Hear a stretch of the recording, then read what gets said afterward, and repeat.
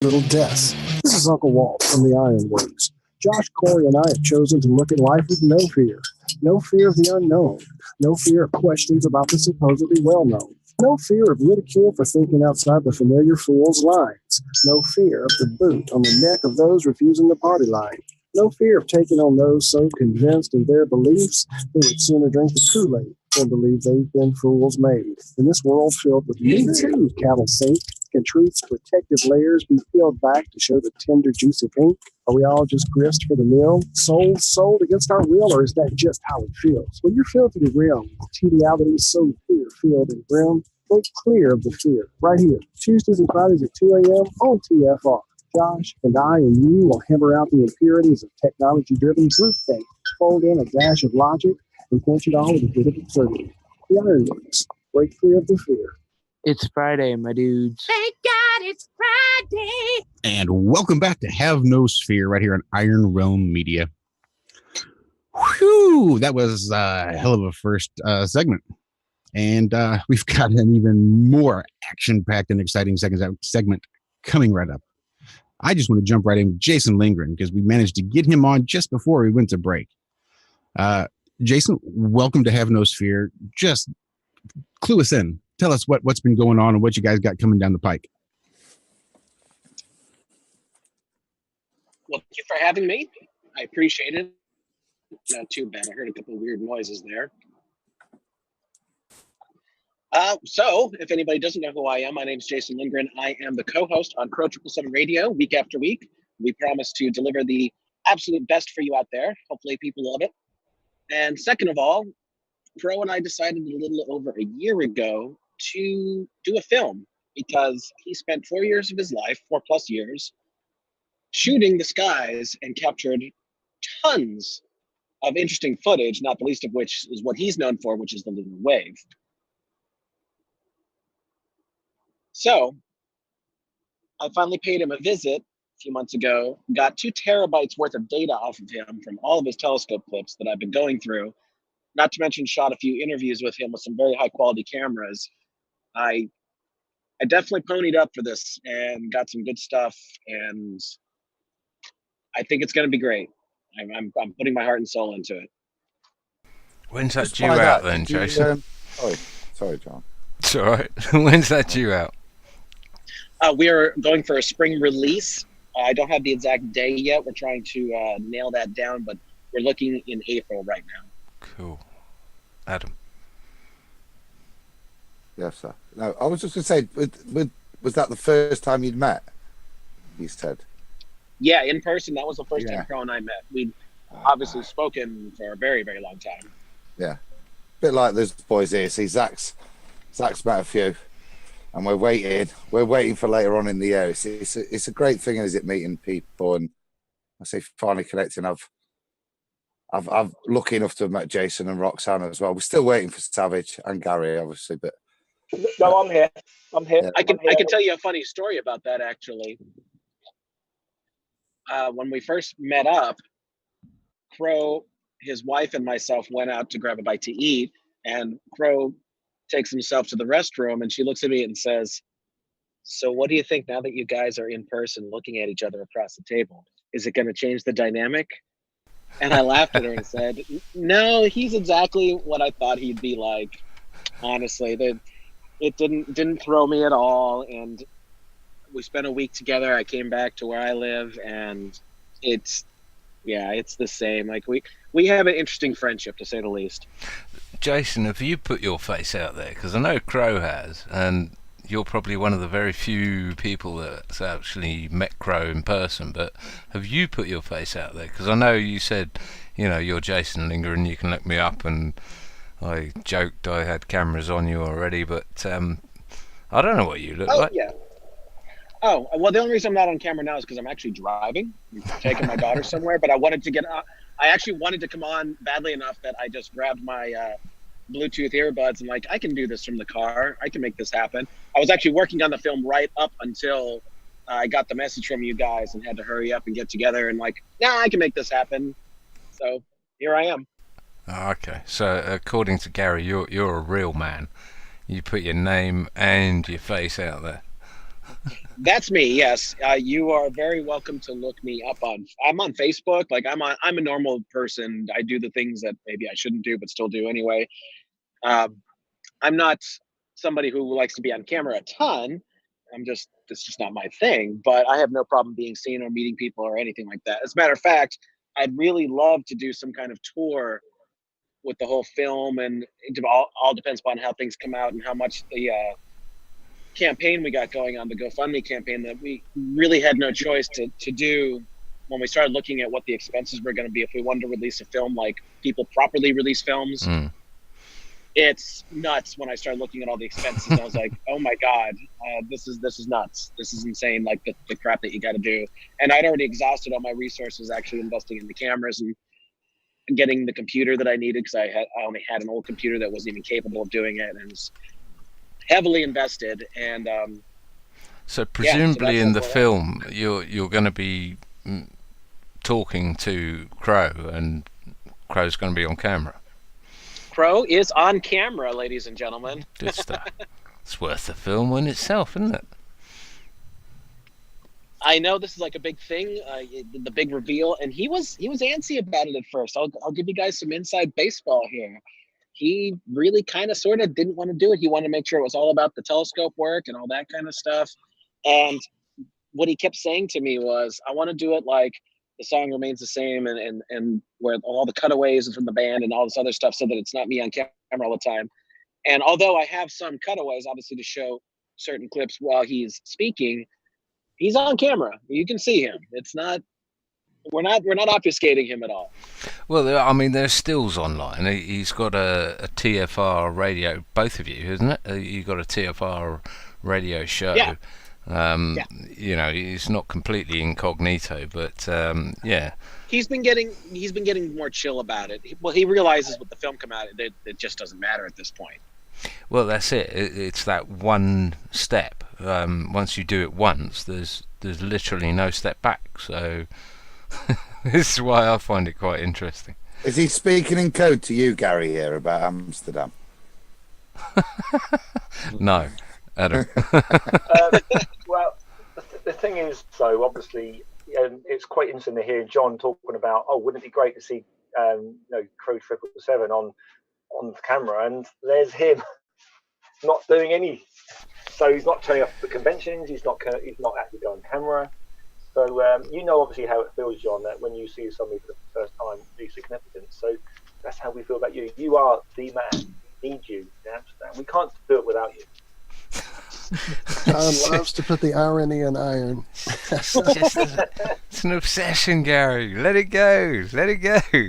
I would have been just as happy never to see Crow's face or never to know his full name. It just fascinates me why people are so obsessed about seeing it. But then looking at Zach doing his crocheting right in front of me, I know the lure. I can see the lure. I think it's fantastic. But yeah, it was like, do you remember when Max Egan, he'd never shown his face ever, and then suddenly went on camera and all the crap hit the fan. It just fascinates me how the whole thing works. I don't know.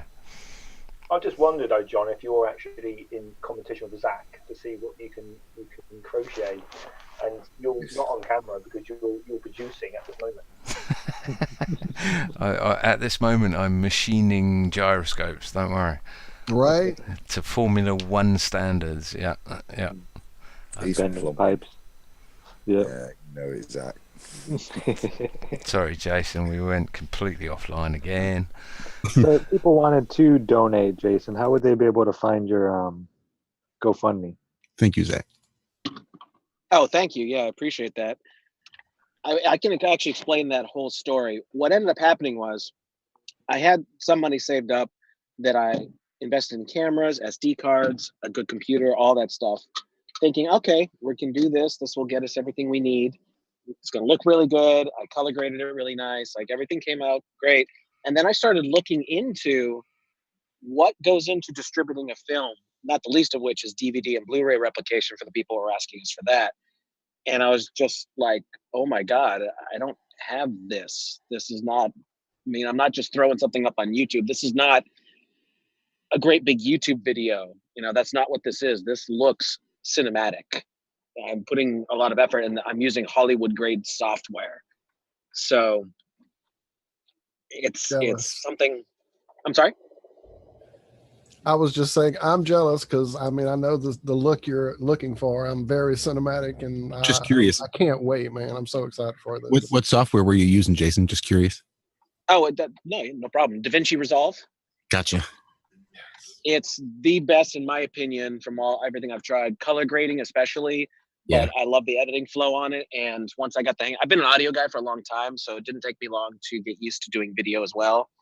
And I picked up on it pretty quick. And I have a friend who was a listener who reached out to me to volunteer his time to make sure that I knew what I was doing to give it the look. So he was a professional video editor guy. Let me make sure I say that part. But he was checking my clips and things as I was first starting to do it. And once I very quickly got it there, he's like, damn, man. He's like, you got it. He's like, don't worry about it. You're good. He's like, I knew you would be, though. You've been doing audio for 20 years. That's awesome. So anyway, what it came down to is once I started looking at what it really takes to get a film in the places you would want a film, something that's an actual cinema production, it costs money and it costs too much money. So I had to swallow my pride, which is the one thing I do have a lot of. I have no problem admitting it. I never in a million years thought I would go do a begging for money kind of thing. And I ended up doing it because we put so much effort into this. And honestly, his object clips, he's got so many. There's so much being packed into this that I would be doing the audience who wants to see this a disservice if I don't put it out there in the best way I can. So that's what I'm doing. It's just a regular GoFundMe. Just look up Shoot the Moon GoFundMe. My name is Jason Lindgren, Lindgren. You can look it up. However, I just found out yesterday. Stick that screen up for us just for a second, and I'll get it up on the main screen if someone can pull that up, Josh. Or sorry, Jason, but that's all right. And so the one thing I did find out is GoFundMe. I didn't know this at the time I set it up, or I probably would have looked for a different one. But this is the one that was recommended to me. They only take cards, so credit card, debit card, whatever. They don't do PayPal, and apparently a lot of people use PayPal. So the option for us there is on the Crow 777 Radio website. Crow has a PayPal set up. You can, if somebody wants to give something to the film but doesn't want to go through the GoFundMe, you could just do it through the PayPal on our main website and just put a note with it that this is the donation for the film. And then Crow's keeping track of it. A couple people have done that already.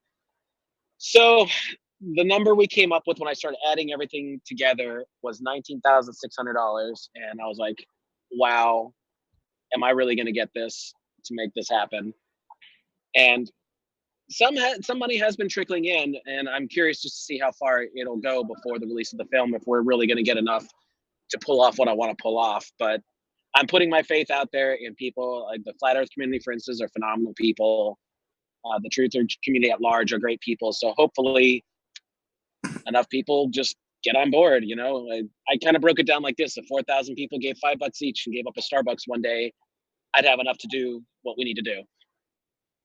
And it seems the momentum is really building right now, going into 2019. This seems like a big year to me. If people are planning on ever donating, I think now would be a good time. If they were waiting for like that right moment, this year seems like a good year to really break out, and with all the Owen Benjamin and just everything that's been building up to this point. I see. It does seem like a lot's going on. Yeah. Yeah, it's going to be a big year, I think.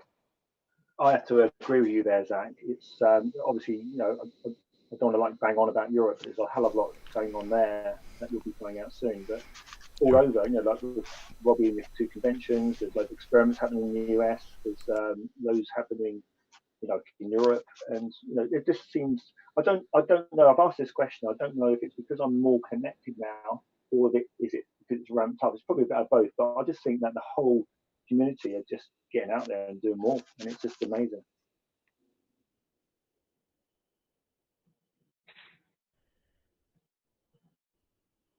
Okay. Yeah, if anybody is looking to do something, has been waiting for that moment, I think now is the time, really. It I looks dropped like the link here in our group chat in the Zoom there, Josh, and then I shared it in chat with everyone on the YouTube channel as well. We'll put it in the description as far as later, or we can drop it soon as well, Jason. Thank you, guys. That's really appreciated. I've shared it on our Iron Rail Media Facebook page. I've shared it on our Iron Rail Media Twitter account, and I am sharing screens right now. We are $3,062 of the $19,600 goal, raised by 74 people in 11 days. Your campaign is trending on GoFundMe. That sounds nice. I don't know if that's good or not. I don't know what speed these things usually go at. This is all new to me. So I guess we'll just see how it goes over the next 2-3 months. That looks impressive already, Jason. You got nearly a sixth of the way already, mate, in 11 days. So, yeah, a few more shout outs, mate. I don't think it'll be long. Well, that's what I figured I would do. And I want to reach out and get to know more people anyway, Crow. We'll talk to people, but I'm Mr. Chitty Chatty, and I have no problem meeting anyone or going anywhere. So I figured I might as well just do this now and just start reaching out to the greater community. It's like, hey, if you want me on, I'd be happy to come on and have a chat with you. Well, Jason, I just saw on the GoFundMe there, the Port Allen, Louisiana. You're about 48, maybe 50 miles from me. So that's a done deal. I recognized your accent. Where you live That's at? a done deal. I'm in Franklin, like between Lafayette and Morgan City area. That's awesome. We're going to have coffee. Yes, definitely. Lucky. Wait a second. Yeah. Okay. So that's just west of me. Just right. Yeah. Like literally not even an hour. I just checked to make sure I'm not crazy. If that's the one I'm thinking it is. Awesome. See, there we go. A connection already. So, Jason, just so that it's not completely odd that we've got you on this show, what are your thoughts on living on a spinning ball Earth? Okay, if anybody's familiar with the show, they've probably heard us discuss these topics, right?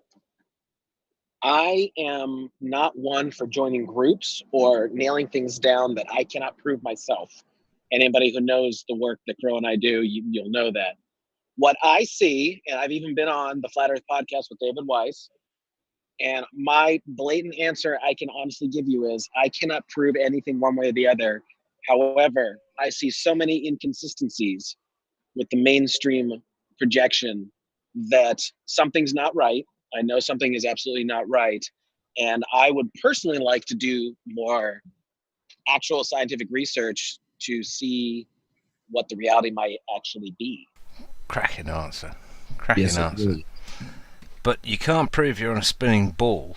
But do you understand sort of things like the water finding its level and gyroscopes, impossibility of working on anything other than a flat stationary plane? I mean, if you were, sort of swaying and the meter was at 5 for flat Earth or ball Earth, where would you be swaying to? Actually, my friend Randy from Houston, if any of you guys know him from also shooting a lunar wave or two, he and I had this discussion a short while ago because he's actually quite the pilot. He's very much into being a pilot and airplanes and all that sort of thing. And he was actually explaining that to me, along with a lot of other things. And we both agree there are just inconsistencies all over the place. I'm not one to say anything definitely until I can conclusively prove it. And I have had the thought for a long time, and actually Randy's a bit of an engineer, hobbyist engineer, very, very smart man. And we've been thinking about ways how we could do our own, possibly balloon launch first, maybe with a drone attached, to get some of our own shots. And ideally what I'd really like is, if I can afford it at some point, is rocket launches. I've already been looking into it, and I am the exact kind of person who will grab the bull by the horns and find out. And I'm hoping that this movie, if it blows enough doors open for me, that to be blunt about it, my financial capability goes up Guys, I'm gonna find out, and I'm gonna tell you and I'm gonna tell you the truth. But I mean, what would a rocket or even a high altitude balloon or anything, what would that achieve above anyone else that has launched the rocket or the balloon? I mean, it all comes down to how realistic the lens on the camera that's attached to the balloon or the rocket is. That's correct. I mean, for me, I mean, I know you don't know me. My penchant is for gyroscopes, and just the mind exercise of understanding the principles of a gyroscope make it an absolute that it's not being used on a spinning ball. So I don't know. What's another rocket launch going to do, or what are you going to do different? It's difficult. I would be happy to tell you. the newest technology with the GoPros are so small and so light, and you can shoot at 4K at 60 frames a second. There are modifications that can be done to these cameras that can put whatever lens you want on them within reason, of course. Obviously, you're not going to get a massive telescopic lens on there, but you can absolutely, without a doubt, get around the fisheye problem, because for some reason, every one of these stupid little action cameras, they put god awful fisheye lenses on them, which I hate. No matter what I was shooting, I would never in a million years, now that I can call myself a cinematographer, I see no point in owning a fisheye lens. Actually, I own one. I got one free with one of the used cameras I bought, and I put it on and I was like, this looks god awful. Why would I ever use this? But it's true though, anyway. isn't it? But if I mean, I can see that you can digitally change it to sort of any sort of focal length or whatever the technical word for it is. But yeah, I You mean, can manipulate it. Anamorphic lenses do that, especially. That's how you get certain widescreen looks for cinematography that kind of started in the 60s. yeah, But what I propose, if I did a balloon/drone/rocket launch, is 3 cameras, one up, one out, one down, that are all synced up to make sure that they're timed and time stamped, so that no chicanery could ever get accused of me, because that's the one thing, I'll tell you, the one thing Crow and I have the most pride in, and that's our reputation. sure. We have done a lot to make sure that we always walk the clean and narrow street. Sure. We don't do anything fishy. That's why we held up doing a GoFundMe. I paid for everything myself before this. Yeah. And that's why I didn't want to do it. I'm like, man, I'm just going to sound like every other idiot out there. I'm asking for money. And that's just not the way I am normally. But I just have no problem admitting I'm not a wealthy person. It is what it is. No. But like most of us. if this, right, exactly. I can make ends meet, and not great. So But I'll tell you what, you know, I had my family went to Australia for Christmas, and I gave the kids instructions. They're 11, and I gave the kids instruction. Look for the horizon out the right-hand window, and see if you can see it out the left-hand window, and bring your compass and check it with the in-flight back of the seat compass and everything where you're going. And what they did do was, on the way back, they were looking out, and it was a absolutely crystal clear night. They were flying over the Indian Ocean from Australia to somewhere in the Middle East, and Doha, and I'd asked them to look for stars, but both of them came back emphatically and said we couldn't see any stars. We couldn't see any stars. And I said, were you looking for stars? Where were you looking? Above, below? They were saying, yeah, we couldn't see any stars whatsoever.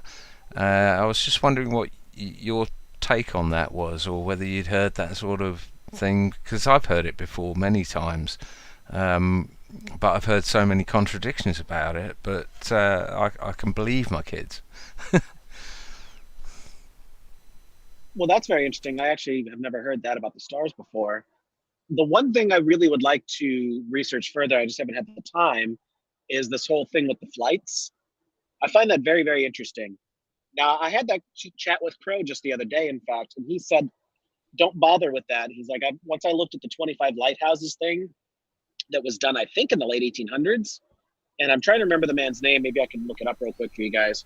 But apparently, recall us on that one, because I'm not familiar with the 25 lighthouse thing. Basically, the gentleman in question proved that the mathematics don't work for the curve by 25 different lighthouses, and the accusation was, well, you cherry picked. It's like, sure, if I cherry picked, I might get one or two to do what I wanted to do by the math, just for whatever reason, elevation most likely, but 25, that's not possible.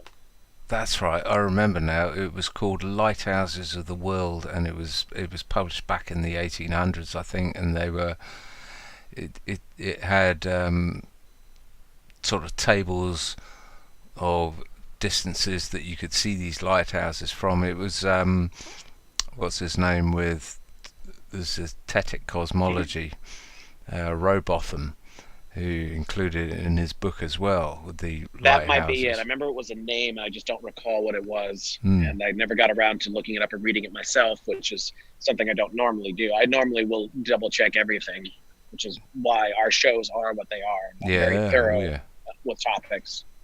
I have more notes coming away from one of your shows that could keep me going long enough until another one of your shows come out, if you know what I mean, which is why I'm currently way behind on your show. I think I'm 2 or 3 shows behind on you, because you're just presenting so much evidence and so many other avenues, yes, evidence, not proofs, but so many other avenues that other people can pick it up on, and it's footnotes, isn't it? I mean, it's providing footnotes for some serious information. Everything that we put out in the show, I try my damnedest to verify. If I'm making a conjecture that it's something that's my opinion based off of previous learnings, then I say as much, and so does Crow. So that's just the best we can do. We're human. We can make mistakes. We try very hard not to. And you do a great job about it. Every week I'm up there in listening to it. But yes, if you're launching rockets or balloons or anything, then certainly a camera upwards, downwards, left and right. This star thing, I've heard you can't see stars above 27,000 feet, I think it is. And I mean, to me, that is an absolute game changer. Yeah, that's a huge thing, isn't it? And it's something we could all test. I have a cousin who's a flight attendant. I will shoot her a message and see if I can't get her to keep an eye out. I have a best friend who's a flight attendant who swears blind you can see stars all the time.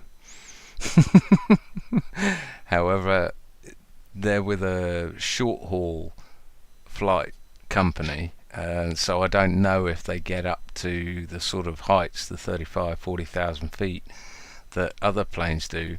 But that was the point of asking my kids, was it cloudy?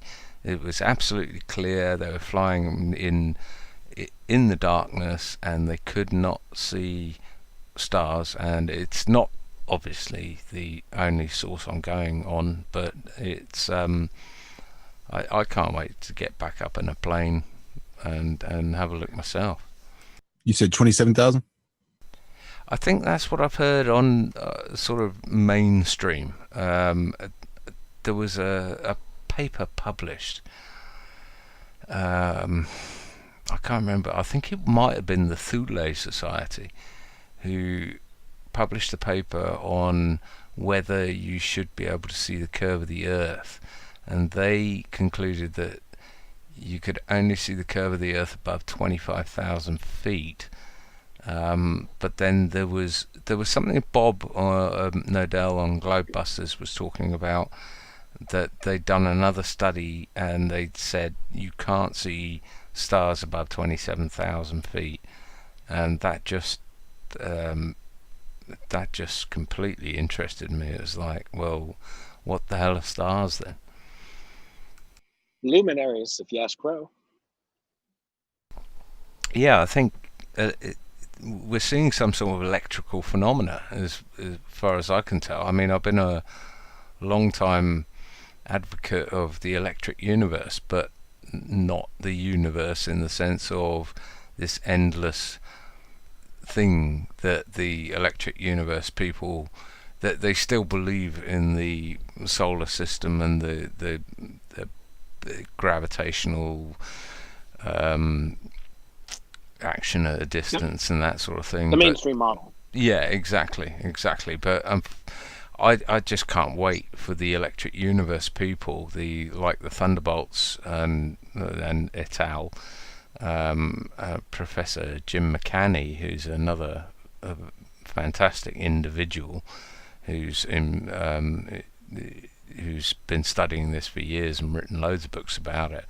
If these guys realize that what we're looking at is not trillions of miles away, then I think our science, our knowledge would advance so fast.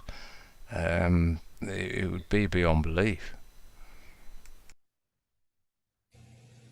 Well, I'm pretty sure our science will advance massively if we'd actually get told the truth about things. Imagine what a world that would be. Well, Jason, I don't want to keep you. I know you are out running errands with your daughter. I would love to get you back on here and have a real proper discussion and really spend some time and dig in. I've been a fan for years. I've been listening to Secrets of Saturn. I'm good, actually. I just dropped her off. If you guys want me to stay, I'm here. Well, if you're willing to hang out, absolutely. We got a couple other guests that I really want to get into because they've got a huge European tour, a Globe Lie tour. It's over 14,000 miles, I think. Last I saw. They're going to be traveling. Impressive. Yeah, that's super impressive. So I wanted to dig in and hear this and get into what they've got going on. If you're more than welcome to stick around if you want. I would absolutely love it. Yeah, I'll hang out for a bit. Awesome. Could I ask a big favor? Can I ask Jason a quick question about the rocket idea that he's doing? Yeah, sure. I've often wondered that, when sometimes you see a rocket go up and they obviously have the cameras on, either GoPro normally, I get a little bit frustrated. And what I'm saying now may be absolutely stupid idea, but when sometimes you have it when obviously the rocket's going up and it's spiraling and obviously the camera's going around at knots, it'd be nice if it almost like you had a camera on a gyro all like reverse rolled, so you almost have like a static view as it's going up. And I know that's probably impossible, but it's just something that I just think it'd be like a wish list. Right. Now, that's something I can bring up to Randy if we ever get the financial capability to do something like that. I'm fully aware of what you're referring to, so that would be amazing to accomplish. And he's good at figuring things out. He's already got some interesting ideas, so I will bring that up to him next time he and I have a chat about that. Well, if you did, then maybe you'd have 4 cameras, because you'd have a stationary, if there's such a thing, and then normal, the spinning, and then obviously the up and downs. So correct. I know I'm being greedy, but it's something that's been bugging me for like about 2 years, and I just well, no, it'd be brilliant to have that, because then you'd have one that is stationary. That's a very good idea. And as far as the heights, this is the one thing that as far as commercial airlines, and I've flown a lot, you can't see curve on commercial airlines. If you're seeing something, it's distortion in the windows. It's a double pane layer of transparency that you're looking through, and it's distorting it. I've checked that for myself. I just flew a very short time ago, quite a bit. And you're not going to see any curve, even if we are on a ball. You're not going to see it at normal airline stuff. As a matter of fact, you're not even going to see it at 120, 121,000 feet, because that's what weather balloons can go up to, which is why I want to do the best amateur rocket you can get, which can get up into the 70-mile range. Now you're talking.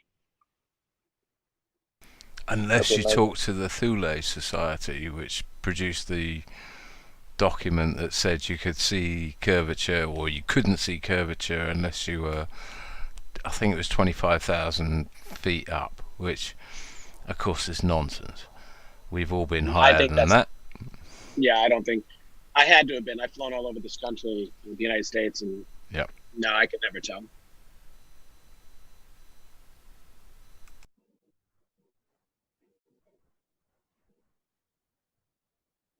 Right, let's get on the tour bus. Yes, look at this. 14,278 miles, 39 countries, 64 destinations.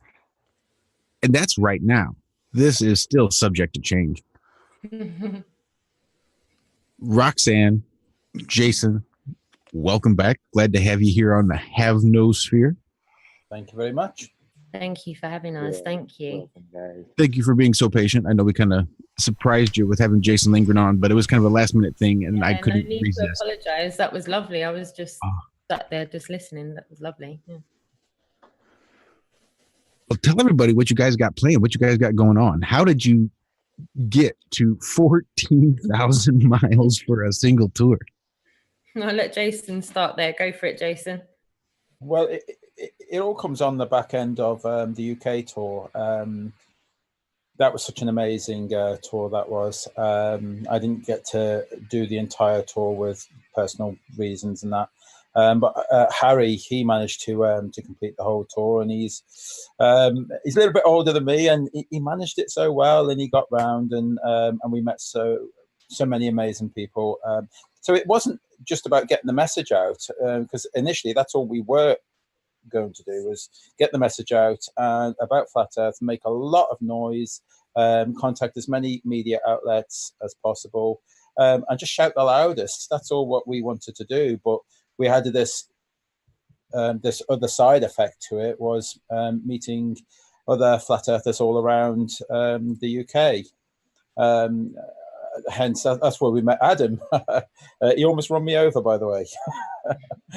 It was close. So yeah, I mean, like, we met all of these amazing people around the country. That's the effect that we wasn't expecting.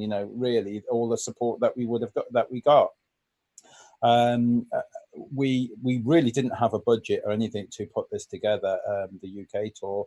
But the way it turned out, with all the public support and that, it was pretty obvious that this wasn't just an idea that we wanted. It was pretty obvious that the rest of the UK flat earthers, they were fully behind us, and they wanted it as well. So what do we do next? Tour's over. It was we had the finale, and then what? And we just all got through Christmas. I hadn't even had the idea by Christmas or so.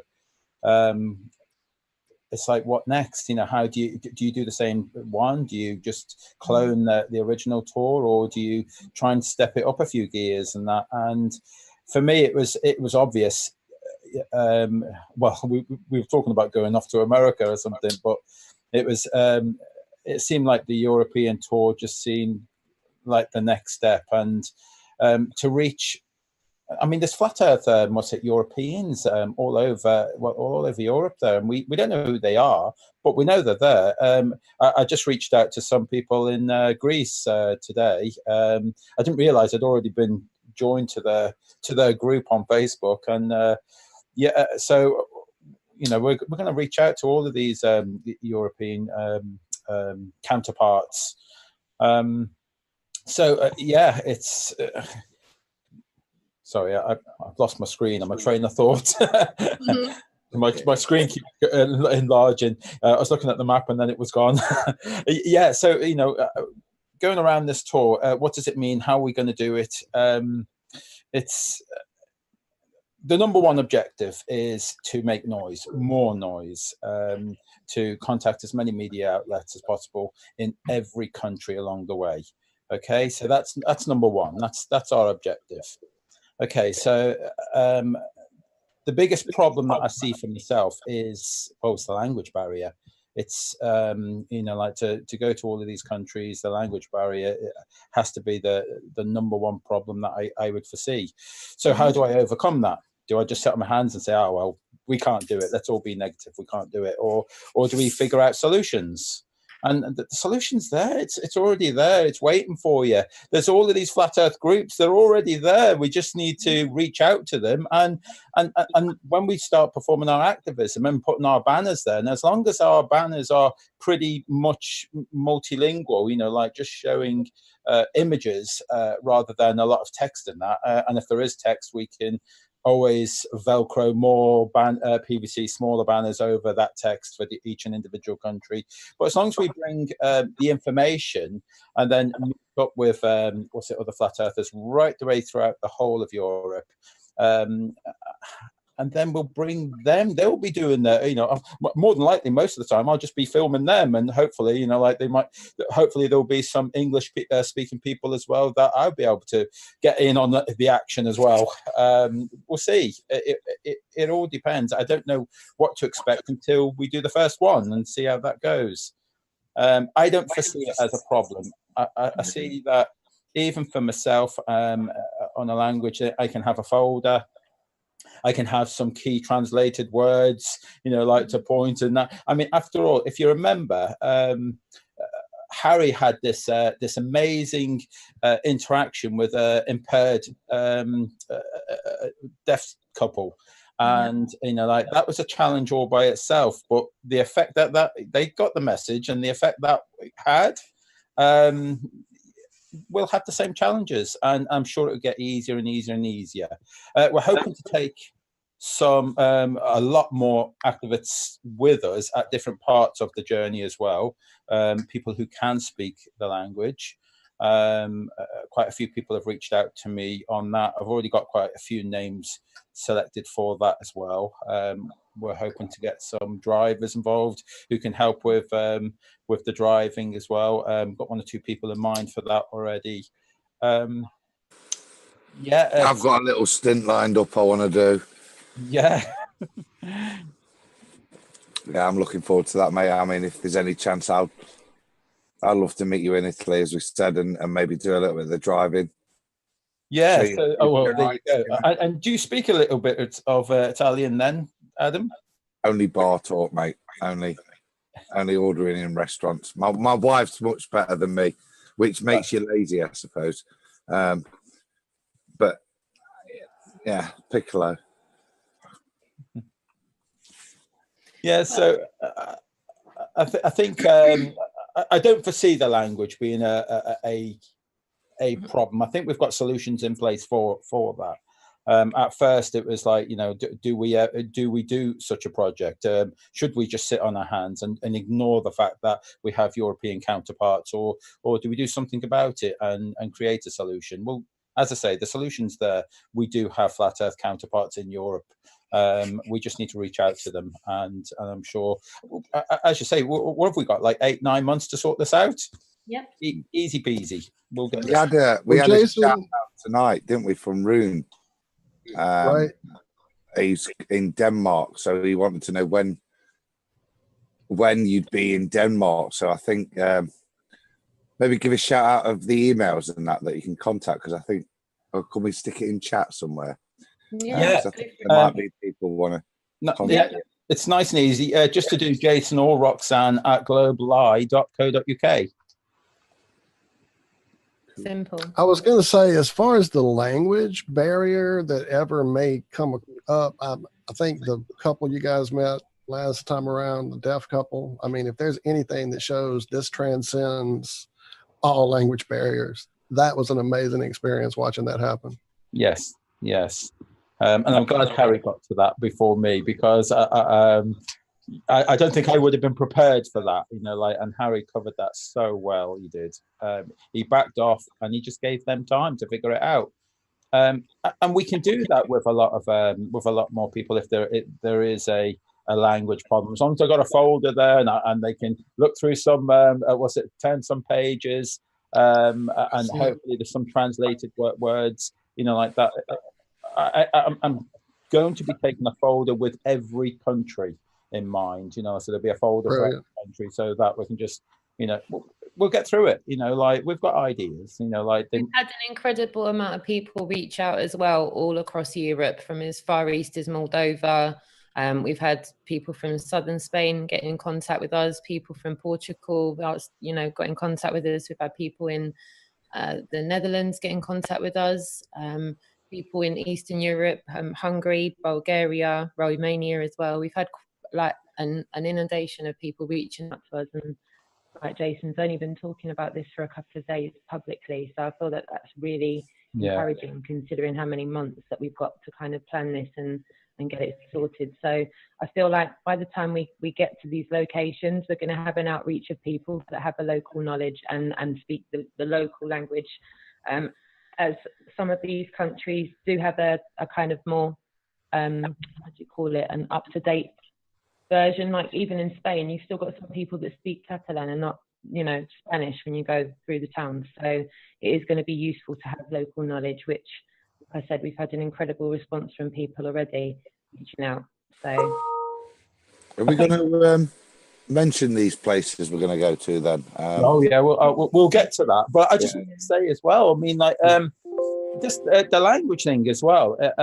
There's also the other side. I think people miss the point about what our activism is. When we get to like speakers corner, it's more of a debate. That's a different place altogether. It's more of a debate about flat earth versus globe earth.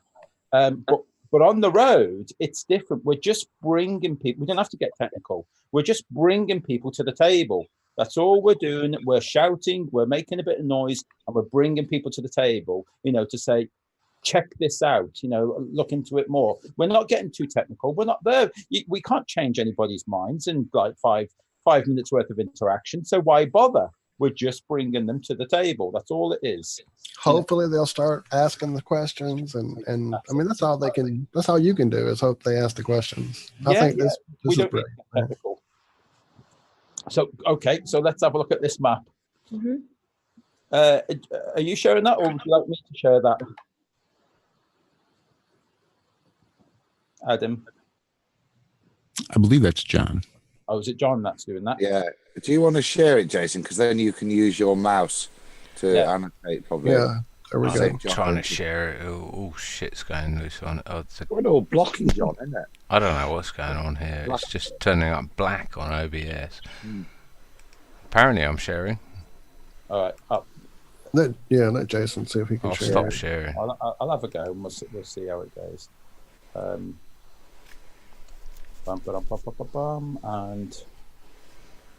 there. Can you see that? Yes. Yes, sir. I'm not sure. Let me just minimize that up because that's all in the way. Okay. I don't know if it's how clear is that? Really clear. Gorgeous. Good. I want to draw all over it. It's one of them, isn't it? I forgot. Don't mess my map up. I warned him, right, Josh. We was hoping he'd bring his own maps because then we could get our crayons out.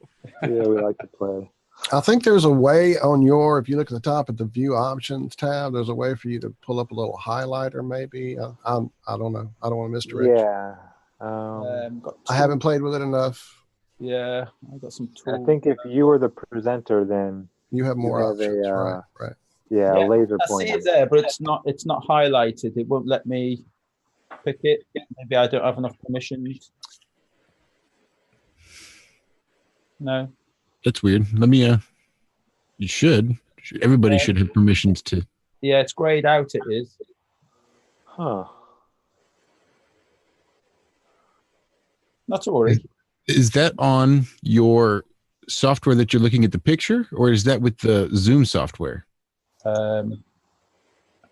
If you. Oh, I see. Right. Yeah. Okay. But if you take your cursor to the top of the screen, you'll have a view options, and you can go down and click annotate. Yeah, I got that. There you go. See if that works. Yeah, there we go. There you go. Anyway. So, I'm going to be starting off at, oh, hang on. I can't, when I click that, I can't move, can I? That's not good. That was all going too well. It was all going well. Right, that's better. Cool. Yeah, so we're going to be starting off at Oakhampton, but I'll be doing a quick photo shoot at Haytor Rocks first, just in the morning and that, just to get a little bit of media exposure, because it's Haytor Rocks is it's part of my local town and that, so I was going to start off there, and then but the first place we're starting is Oakhampton. That's the first bit of activism. The start date is going to be the 29th of August.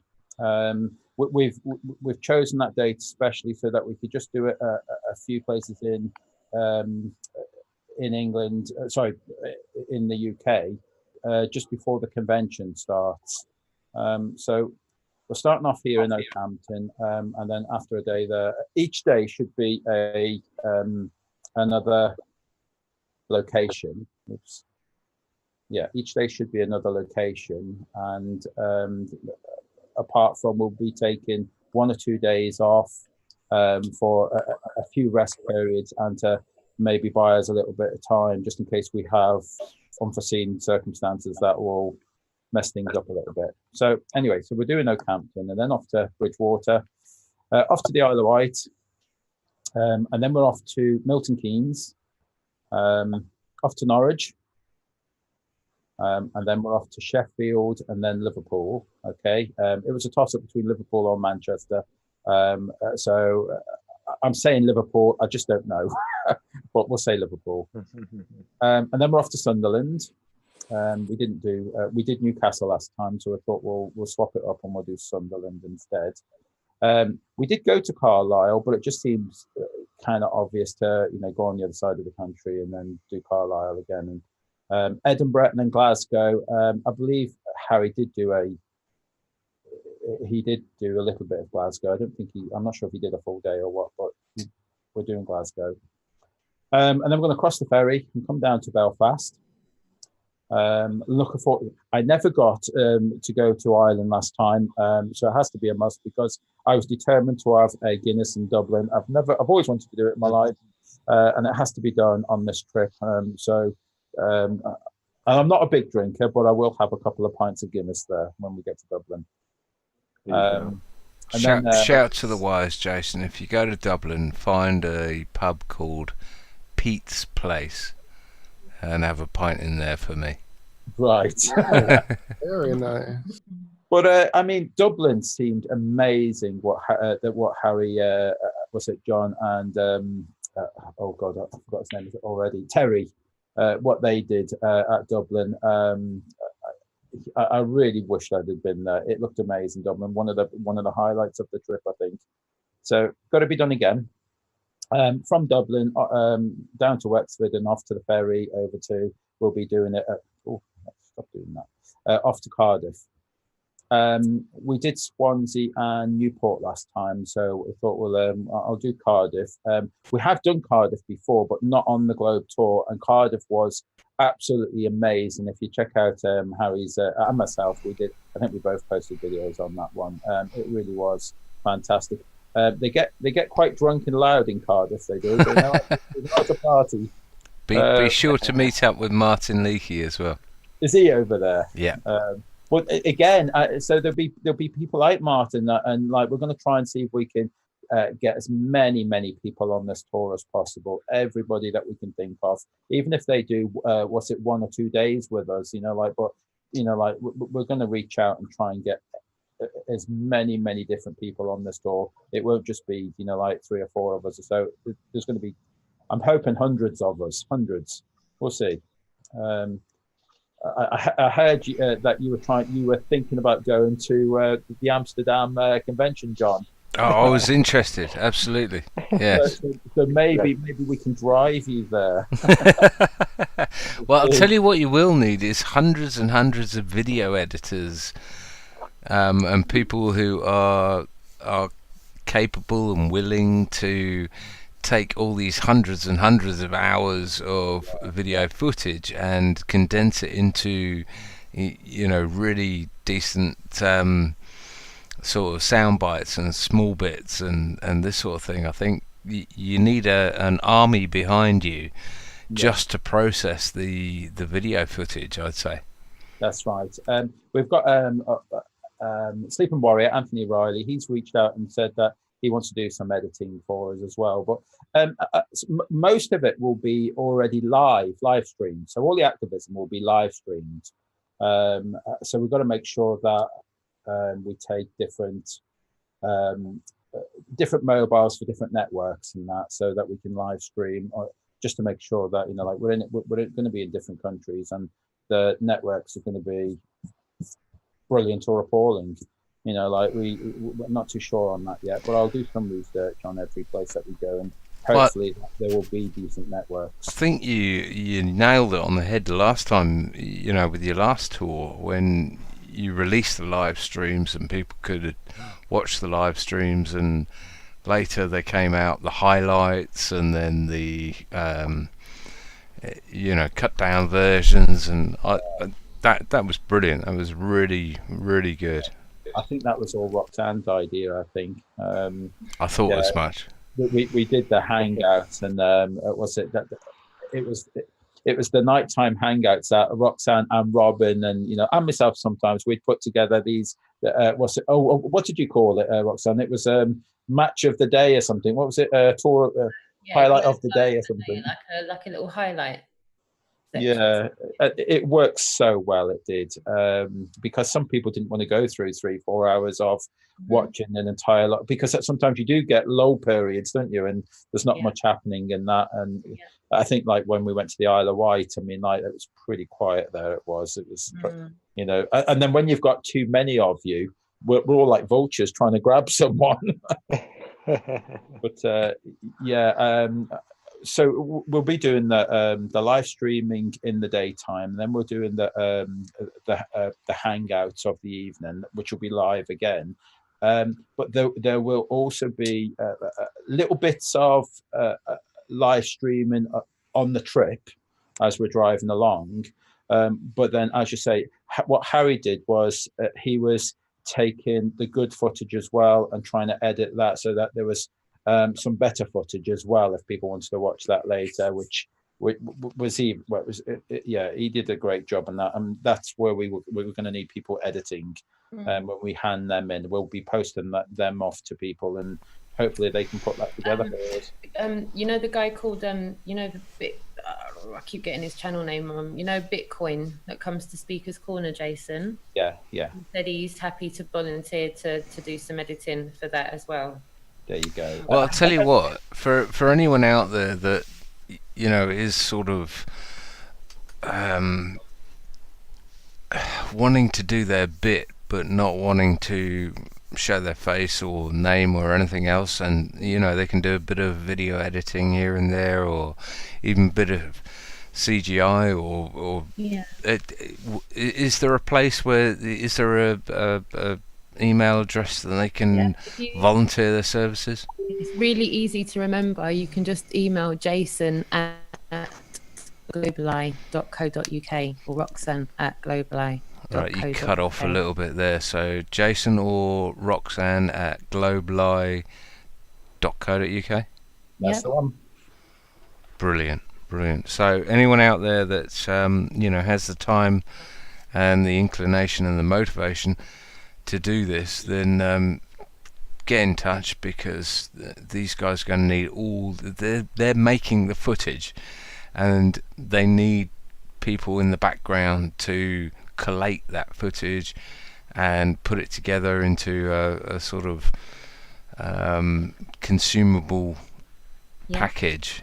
And amazingly enough, some of the people that have reached out to us across Europe are already content makers of Flat Earth and have set up Flat Earth groups of their own, social media groups of their own across Europe. We've had Spain.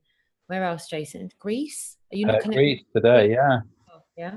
And then you said Moldova somewhere, or Hungary, or somewhere over that way. Didn't you? Hungary.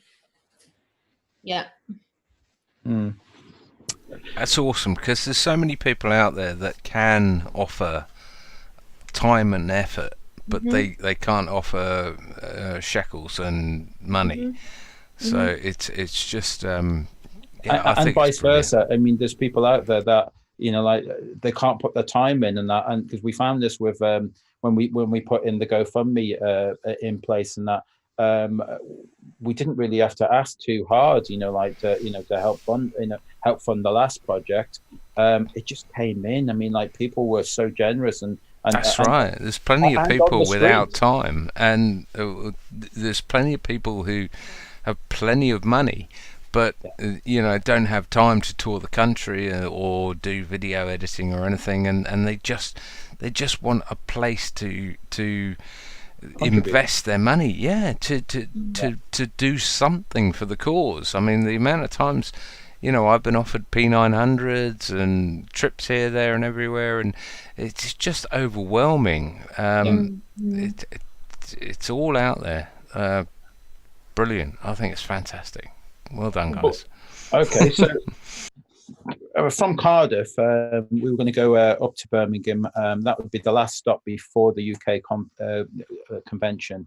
So we're going to spend the 3 days at the convention there. And I'll be speaking, and Roxanne will be speaking there a bit about, like what we've just done and achieved so far, and what we're about to do next, and things like that. And so after the convention, we're going to try the first part of the European tour, which is going to be the hardest part of the journey, which is all the way from Birmingham, all the way right down to Bordeaux in France. That's going to be a drive and a half. That is, that's one of the big ones. Although someone else just reached out to me and said that they're going to, he wants to meet up for a quick coffee, I'll say, Poités. He said drink, but I'm in the middle of driving, but I'll certainly stop for a coffee. So that'd be good. And then down to Bordeaux. I've been there once before, a long time ago. So it'd be interesting to go back there again.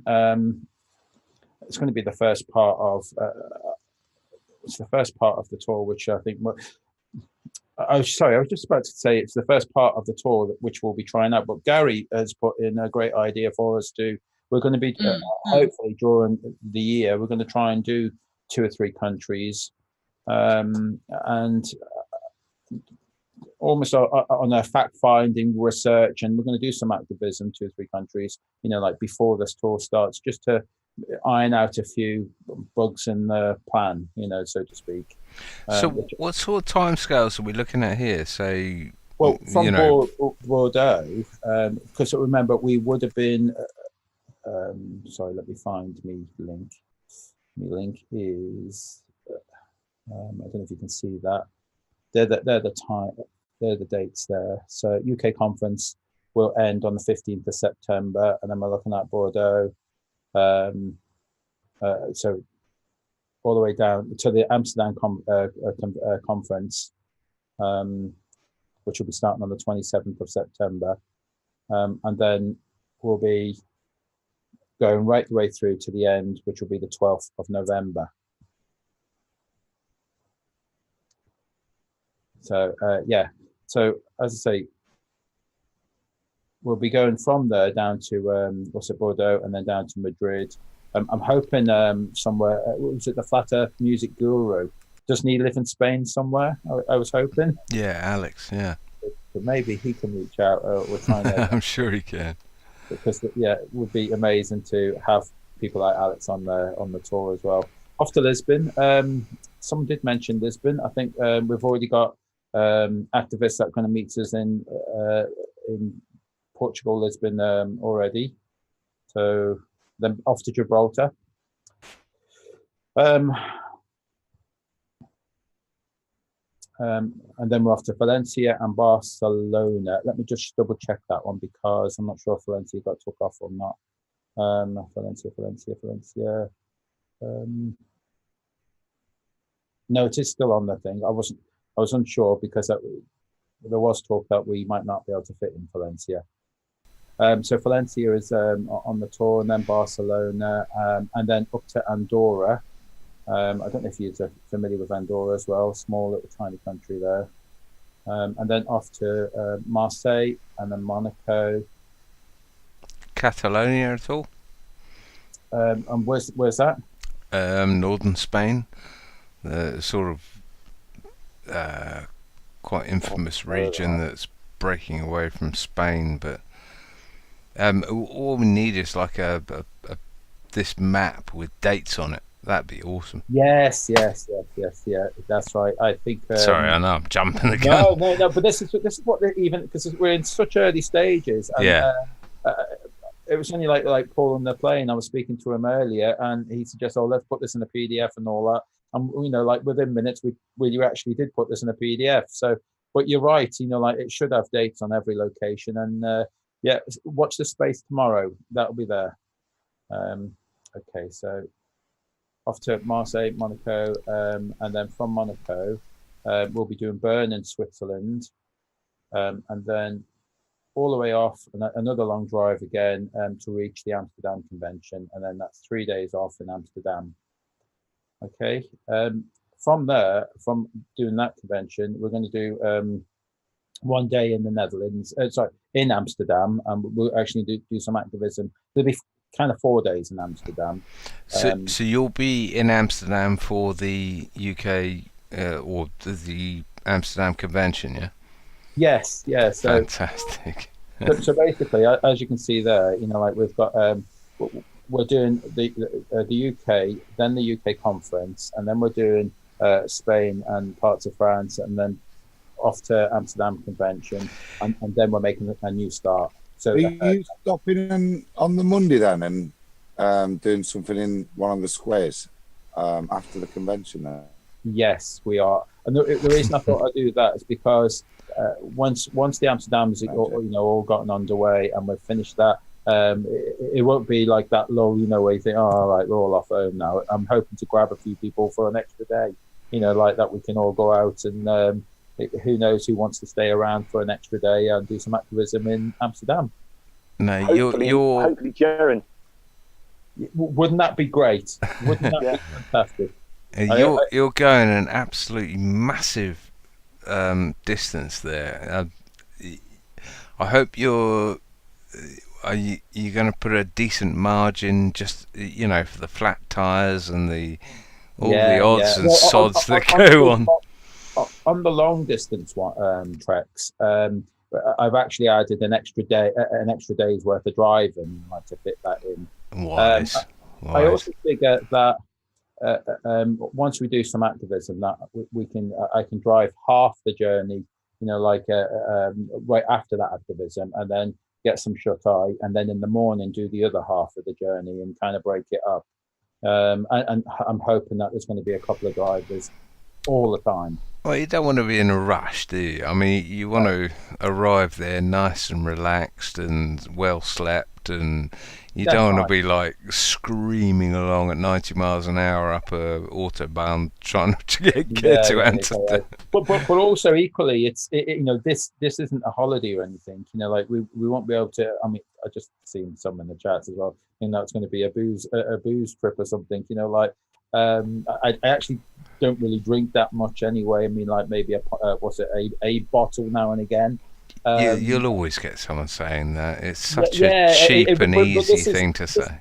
This is actually work. This is oh God. I mean, I sometimes don't think people appreciate how committed that some of us really are. That that are. Whoever chucked that cheap comment out, go on this trip with them and see how fucking hardcore it is. Anybody who hasn't spent hours on end in a little tiny traveling device, it's not a joy after that first little initial wears off. It starts wearing on your body quickly. There you go. I mean, I've done long distance driving before, and I know how difficult it can be, and and this is. Forget about flat Earth awakening. I mean, do a journey like that. Everybody needs enough. Well, this isn't long. This isn't just long distance driving. It's long distance driving on a calendar date. You've got to be somewhere at a certain time. I'm asking you for maps that have calendar dates on them. I mean, that is, if you were to do this without having to tell anyone where you were going to be at any time, then it would be a holiday. But you tell people you're going to be somewhere at a certain time, then that's not a bloody holiday. That's a lorry schedule. Yeah. Well, that's right. But anyway, I so think, after Amsterdam, Roxanne, Jason will testify that you've not. If anything, you've set yourself one hell of a challenge with the schedule you've put yourself in. yes. I think, like, more importantly, anyone who's nonsense criticism like that, it's unfounded and uneducated. So, but I think you've put yourself under a great deal of pressure to achieve what is a really, it will be a really big achievement, mate. To do all that in that time, I think will be a real accomplishment. Yes. Yeah. And this is kind of one of the reasons as well, is because I think this is something like this is newsworthy. Not just because last time we had our press pack and I handed out that emailed that press pack to probably every news agency in the whole of UK, and only one or two picked up on it. They just wouldn't pick up on this. We managed to get onto the radio and a few local papers and that, but you say that as though you're surprised. Naively, pretty surprised. I thought that I thought doing the UK trip was newsworthy, but yeah, very surprised. I really was. But I feel like this one, maybe am I being naive again? I think it's newsworthy, but I don't know. We'll see. It's absolutely newsworthy. Whether they'll cover it or not is who cares? Sod them. We've got enough of our own coverage. But anyway, so we're off to Belgium, and then we're off to Hamburg, and then we're making our way up to Copenhagen.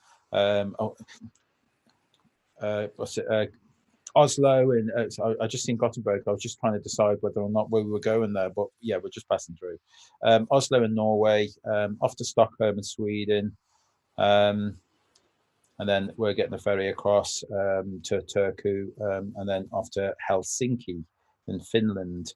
Belarus was meant to be on the map, but I think it was Minsk in Belarus. Minsk in Belarus. It's really difficult to drive in there. You can fly in there, but they won't allow you to drive in there. Can I ask what you're driving? Okay, so this was the thing. We did the last tour and we made it as cheaply as possible, the camper van, and it caused us nothing but problems.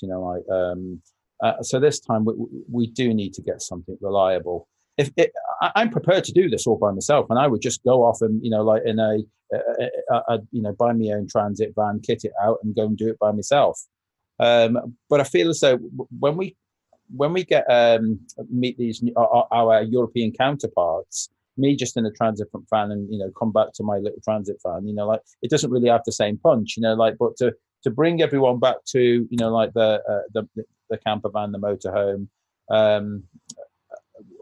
I'm after a 7-berth motorhome, but I only want 4 people staying, if you get my meaning, because I just want space for these European counterparts to come visit. We'll chat. We'll get them on the hangout.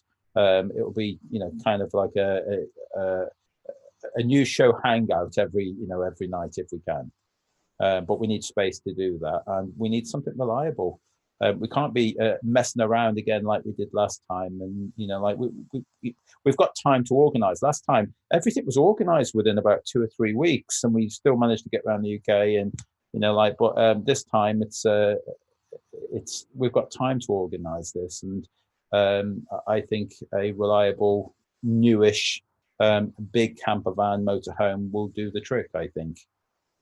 So. Which one, I don't know. I don't know whether I'm buying it or I don't know whether or not I'm hiring it. That's undecided yet, because I'm with you. I'm trying to look up on that one just now. Whether we're definitely getting transport. It's just how we're getting that transport and what that it's almost like the exciting bit of that is we're not quite sure yet, but it won't be anything smaller than to sleep 7, so that it's roomier, and. Yeah, that's Exciting. Yes. Yeah, I'm As just a side note here, I'm trying to just scan through and play catch up on some of the chat. And our friend Vagabond in chat had the idea that maybe a fuel card of some sort could be set up so that people Yes, that's actually written down in my notes. contribute to the cost. Yeah. It's. I think we need a fuel card, but plus we still need cash and other cards and all that, because there's going to be a lot. A fuel card, a one-stop EU fuel card that would do every garage. That would be amazing. That would be fantastic. But I imagine that I wouldn't have thought one exists to do every garage. Not in every country, I would not think. But yeah, definitely want a fuel card. Because this is, I mean, looking at a journey like this is going to be our biggest expense. I would say the fuel. I think it comes to approximately £4,000 pounds. I think the fuel comes to. So going from Finland, Estonia, Latvia, Lithuania, and then we're off to Warsaw in Poland, and then off to Berlin, and then we're coming down to Czechia, Slovakia, off to Moldova, coming round to Bucharest and Romania, to Belgrade, and then a little quick detour to Kosovo, and then back to Bulgaria, Sofia in Bulgaria, coming down to Athens. So we'll meet our Greek counterparts there that we've already been speaking to Macedonia. I think that's Scope J. I think we're doing that from Kosovo and then to Scope. Jason, did you say you were going to get some kind of Velcro interchange for the banners? Yeah, that's right. That's like part of one of the language barriers that we have is. So once I get, I'm going to try and produce almost a multilingual banner that would be mostly images, but wherever there is text needed, as long as I put interchangeable PVC, Velcroed, smaller banners that would like just stick on top, then we don't have the expense of buying brand new banners at every country that we go to, because they will mount up. Although we can get our banners. Genius idea that, Jason, because when I heard you say we're going to have banners for every country, I was thinking it's going to take some space. Yeah. You know what I mean? But that's a class idea, mate. You know what I mean? Of just for some important text, but most of it is kind of like self-observant. Like I actually wanted to step it up a little bit more on the banners. I wanted a lot more to do with NASA's bakery and that as well. So I wanted a new part because and the moon landings and all that, because I feel like it's a lot more that people can relate to quicker. It's almost like a backdoor way in 9/11 and moon landings. If you can kind of bring them in that way as well for those people who just think flat Earth is too ridiculous to have a conversation about, but you're still putting the moon and 9/11.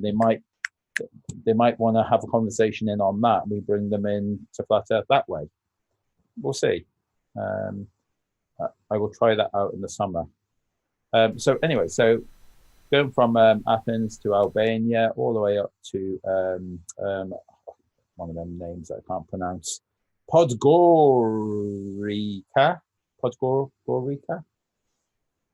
and then off to Sarajevo in Bosnia, and then up to Zagreb in that's Croatia, and then that's where I'll be seeing you guys. Say that again. I'll be living there when you guys are passing through there in Zagreb, Croatia. At the time. Yeah. So you're gonna be on the tour with us then, aren't you? Oh yeah, absolutely. Brilliant. So it just all comes together. And then we got off to Slovenia, down to Venice, and then off to San Marino. And then we're off to Adams. We'll be spending the day at Adams. Whereabouts do you live, Adam? Somewhere here? A little bit further. See where Chieti is, just south of Pescara. around here.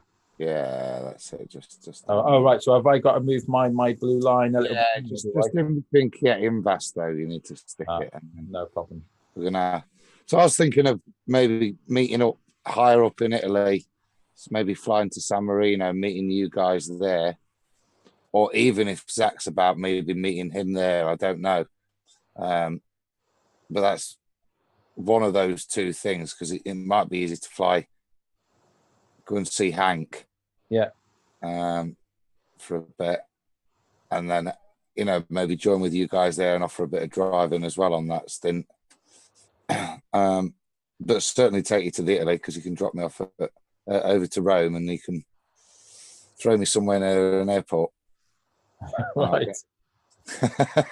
See, and I had it the other way around. I thought that once you're on the bus, that's it. You're kind of there with us until we get home.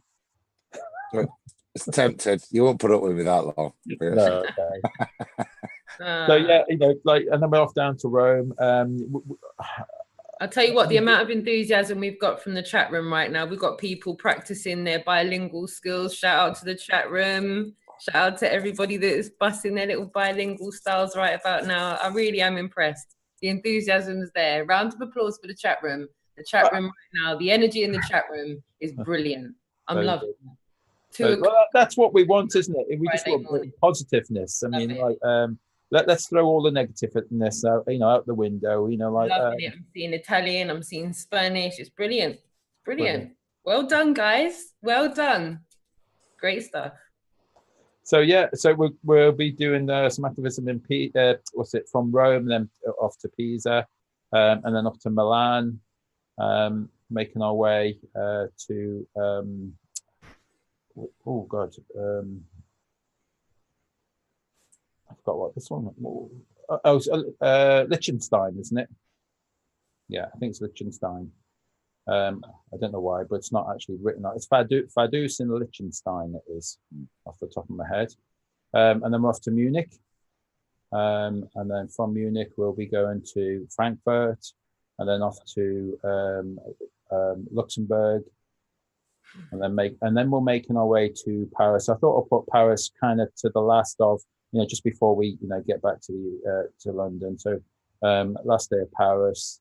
And then we're going to do a finale in London. We're not sure what that finale will entail, but there you go, guys. That's the EU tour. Fantastic. I'm getting. Well, that seems like it's going to be quite the adventure. I am jealous. I really am. Yeah, that's really awesome. It's going to be, I know it's not going to be easy and fun the whole time. I'm not that naive, but when it's all said and done, I know you guys are going to be happy that you did it. Yeah. I have a lot of great memories, I'm sure. I just feel as though, see, the tour for me and activism for me, I'm kind of bringing together what the only tools that I know, and that's just, we'll just get off me bum and do something, use my mouth and do something. I was always quite shy in talking to people, I'd always just listen. I'd rather be a listener and study people that way and not really interact. But after seeing Harry, get out and talk to question people and talk to people about flat Earth, it gives you so much encouragement, to do this. I think this is where it all stems from. Talking about Harry, I kind of love it if he could join us on this tour, but he's taking some time out at the moment. Yeah. And it would well be deserved, may I say? Well deserved time. Very well deserved. I have been in contact with him, and he gives us all the best and all our support and that. And he said he is going to definitely send it back. We love and miss Harry a lot, for sure. Definitely. And I almost feel as though, I hope he's listening, and that, that we will see him on the tour at some point, which would be great if we can.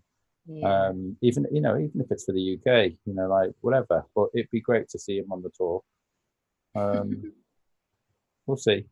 Watch this space. You never know. You never know. Me and Harry will be in a coffee shop overlooking the convention, incognito with our ginger wigs on. Oh, wow. Right, I'll stop sharing for you. On that note, I must do a runner. It's been absolutely fantastic. I'm so looking forward to this, whether I'm there or not. But it's just the fact that it's happening is awesome. Really, really cool. So yeah, thanks to both of you, Jason, Roxanne, Jason Lindgren, and everyone else that joined us tonight. Cheers. Thank you. Right, lovely. Cheers then. Take care. Thank you. Yeah, All right, that's John. me out. Everyone See you else. later, pal. John, thanks, man.